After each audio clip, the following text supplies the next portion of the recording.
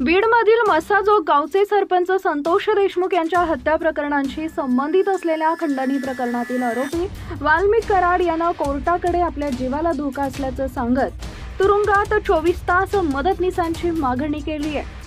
वाल्मिक कराडनं आपल्या आजारपणाचं कारण देत ही मागणी केली आहे। वाल्मिक कराडनं आपल्यासाठी मदतनीस कोण असावा याचं नावही कोर्टाला सांगितलंय।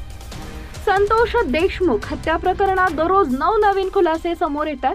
संतोष देशमुख हत्या प्रकरणाशी संबंधित खंडणी प्रकरणी वाल्मिक कराड तुरुंगात आहे। देशमुखांची हत्या करणारे आरोपी कराडशी संबंधित असून त्यामुळे कराडच या हत्येचा मास्टरमाइंड असल्याचा आरोप त्याच्यावर होतोय। सीआयडीने वाल्मिक कराडचा शोध घेण्याचा प्रयत्न केला, त्याची बँक खाती गोठवण्यात आली तर संपत्ती जप्तीची प्रक्रिया सुरू करण्यात आली होती। अखेर वाल्मिक कराडनं स्वतःहून पुण्यात सीआयडी समोर शरणागती पत्करली आहे। वाल्मिक कराडनं कोर्टाला केलेल्या विनंतीत म्हटलंय की आपल्याला स्लीप एपनिया नावाचा आजार असून या आजारासाठी ॲटोसिपॅप नावाची मशीन विशिष्ट दाबानं वापरण्याचा सल्ला डॉक्टरांनी दिलाय।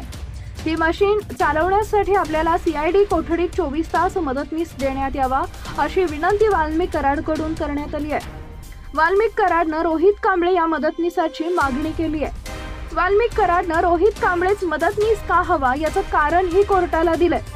मशीन वापरण्यासाठी रोहित कांबळेनं प्रशिक्षण घेतलं असून मशीन चुकीच्या पद्धतीने लावल्यास आपल्या जीवाला धोका निर्माण होऊ शकतो असंही कराड यानं म्हटलंय।